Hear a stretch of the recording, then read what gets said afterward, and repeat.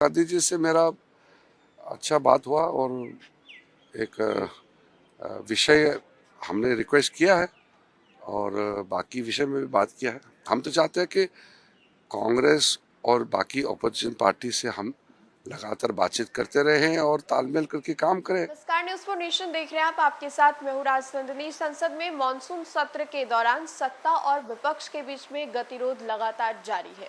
हम ऐसा इसलिए कह रहे हैं क्योंकि एक और जहां सत्ता जो है संसद में अपने मुद्दों को लेकर के नजर आती है, तो वहीं पर विपक्ष कई दफा इसको लेकर के प्रदर्शन या फिर इसके खिलाफत जो है तस्वीरें सामने आती रहती है। कैसे ही तस्वीर जो है वो सामने आई जहां पर किरेन रिजिजू ने राहुल गांधी को फोन किया और फोन पर कई घंटों तक दोनों की बातचीत भी हुई। अब ऐसे में खूब सवाल खड़े हो रहे हैं कि आखिर किरेन रिजिजू ने राहुल गांधी को क्यों फोन किया, दोनों की फोन पर क्या बातचीत हुई, ये हम आपको अपने इस स्पेशल रिपोर्ट के माध्यम से समझाने की भी कोशिश करेंगे। लेकिन उससे आपको पहले बताएं तो संसद में कई मुद्दों को लेकर के माहौल काफी गर्म है, जैसे कि महिला आरक्षण बिल को लेकर के और साथ ही साथ अन्य मुद्दों को लेकर के, परिसीमन जैसे खास मुद्दों को लेकर के। और इसी दौरान किरेन रिजिजू ने मीडिया से बातचीत करने के दौरान कहा कि हमारी बात राहुल गांधी से फोन पर हुई है, लेकिन हमारा ये मानना है कि विपक्ष जो है वो देश विद्रोही नहीं है, देश के हित के लिए वो भी खड़े होते हैं और हमारी जो मांग है वो भी देश के हित के लिए है। तो हमने उनको बताया समझाया कि महिला आरक्षण बिल लाने से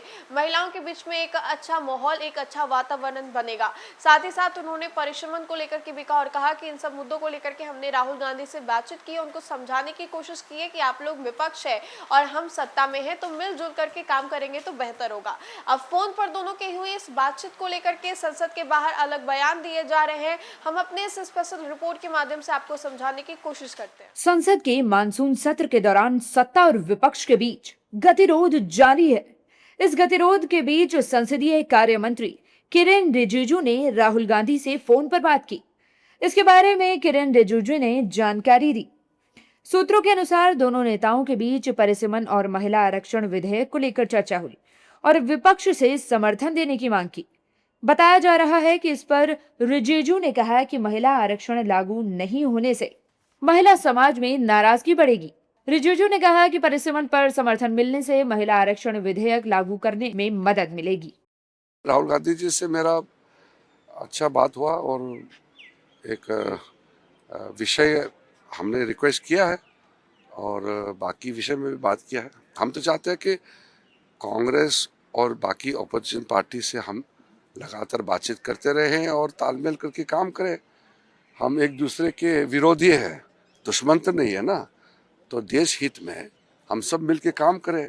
हालांकि राहुल गांधी ने बातचीत से पहले एक पोस्ट किया है जिसमें उन्होंने सरकार पर गंभीर आरोप लगाए हैं और कहा कि मोदी सरकार की नीति ही युवाओं की आवाज दबाना।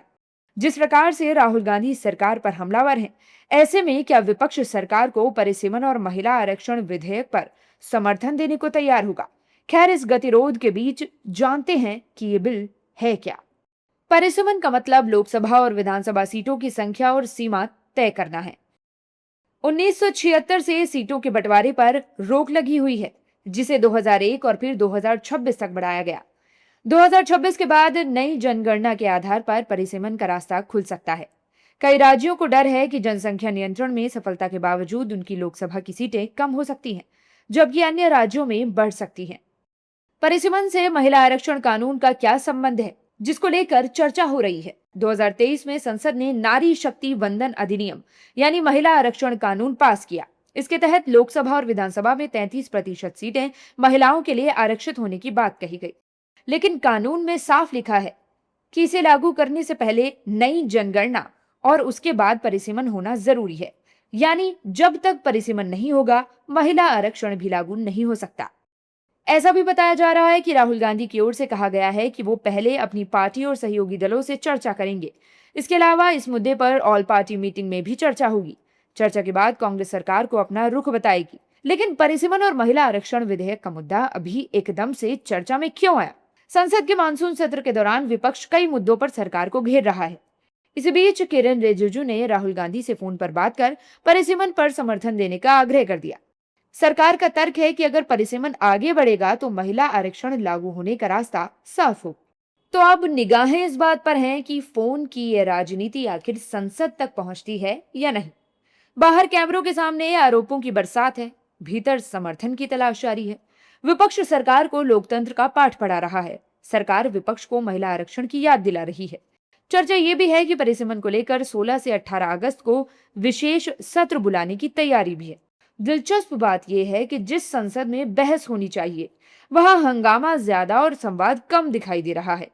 20 जुलाई से शुरू हुए मानसून सत्र में लोकसभा अब तक एक भी दिन प्रश्नकाल पूरा नहीं कर सकी है और हंगामे के बीच बिना चर्चा के 5 विधेयक पारित हो चुके हैं।